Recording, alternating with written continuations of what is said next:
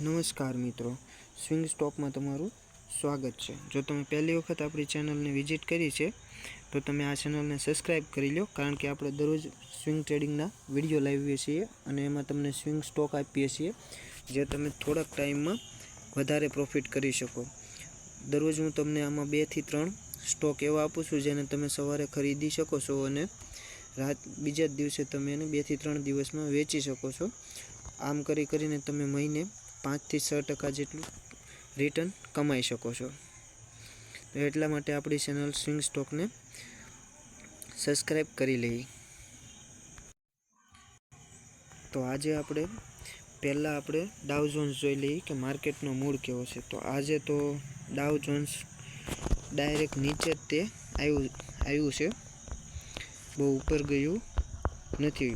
ખુલ્યું હતું પોઝિટિવ પણ પછી નેગેટિવ થઈ ગયું છે। હવે સવાર સુધીમાં જો આ પોઝિટિવ નહીં થાય તો આપણો માર્કેટનો ટ્રેન્ડ પણ થોડોક બેરિશ જેવો તો ખરો।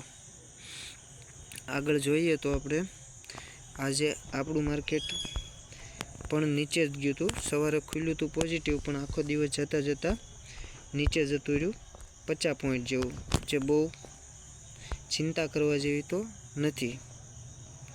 એક મહિનાની વાત કરીએ તો આપણા માર્કેટે સારું એવું 1000 પોઈન્ટ એક મહિનામાં ઉપર ગયું છે, જે બહુ સારી વાત છે। એટલે કે ટ્રેન્ડ તો આપણે હજી પોઝિટિવ જ છે।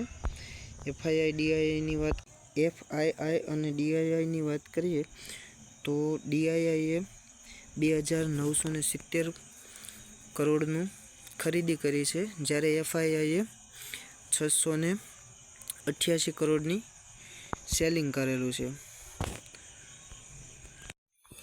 તો આજના આપણે સ્ટોક જોઈ લઈએ કે આપણે કયા સ્ટોક કાલે ખરીદવા માટે મૂકવાના છે। તો કાલનો નેગેટિવ ટ્રેન્ડ રહેશે એવું લાગી રહ્યું છે અત્યારે જોતા તો। એ છતાં પણ કાલ સવારે ગિફ્ટ નિફ્ટી શું ખુલે છે એની ઉપર આધાર રહેશે। જો ગિફ્ટ નિફ્ટી પોઝિટિવ ખુલશે તો આપણું માર્કેટ પોઝિટિવ રહેશે, પણ બહુ ઉપર પણ નહીં જઈ શકે। અને જો ડાઉ જોન્સ અત્યારે રિકવર થઈ અને પોઝિટિવ થઈ જશે અને ગિફ્ટ નિફ્ટી જો પોઝિટિવ ખુલશે તો આપણું માર્કેટ ઉપર જ રહેશે। તો આગળ વાત કરીએ ચેમપ્લાસ્ટ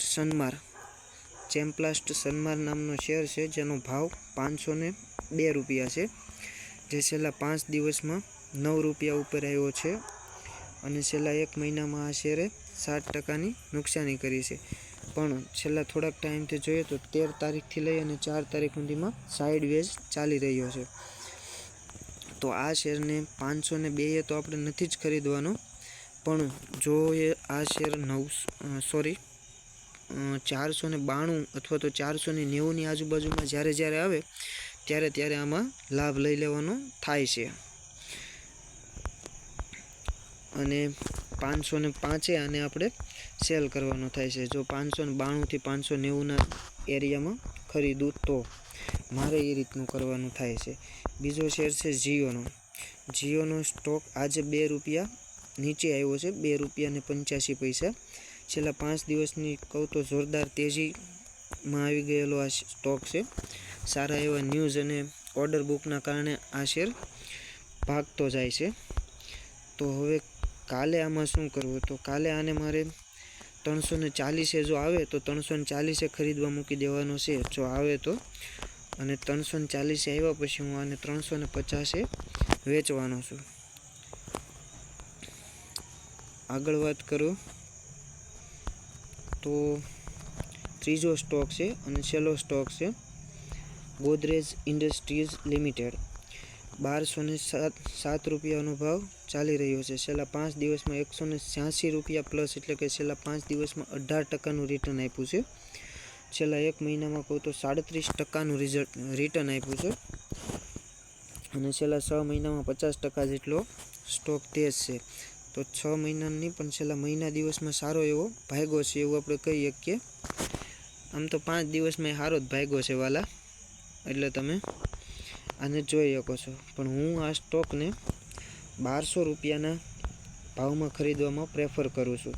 જો 1200 રૂપિયા કાલે આવે તો 1200 રૂપિયા હું ખરીદવાનો છું અને આને હું 1250 સિવાય વેચવાનો નથી। 1200 ખરીદ્યા પછી 1250 હું આને વેચવાનો છું। તો આજના આ 3 સ્ટોક હતા જે તમને સારા લાગ્યા હોય તો તમે લાઇક શેર અને સબસ્ક્રાઈબ કરી શકો છો. મારી ચેનલમાં આવા દરરોજ 2 થી 3 સ્ટોક હું તમને આપતો રહીશ, જેથી કરીને તમે કોઈ પણ સ્ટોકમાં ઇન્વેસ્ટ કરી અને તમે મારી જેમ તમે પણ નફો કરતા રહ્યો. આ શેર હું તમને જ બતાવું છું એવું નથી, પણ હું પણ આને ખરીદી કરવાનો છું. તો હું જે પ્રાઇઝમાં ખરીદી કરવાનો છું અને જે પ્રાઇઝમાં વેચવાનો છું, જ્યાં સુધી એ પ્રાઇઝે નથી આવતો ત્યાં સુધી હું આને હોલ્ડ કરવાનો છું. અને મારે 1 લાખ રૂપિયા ઉપર હું 2000 થી 3000 રૂપિયાનો સ્ટોપ લોસ રાખું છું. જો 2 થી 3000 રૂપિયા મને નુકસાની દેખાઈ જાય છે તો હું પછી એક્ઝિટ કરી લઉં છું. તો તમે પણ આ રીતે કરી શકો છો. નમસ્કાર.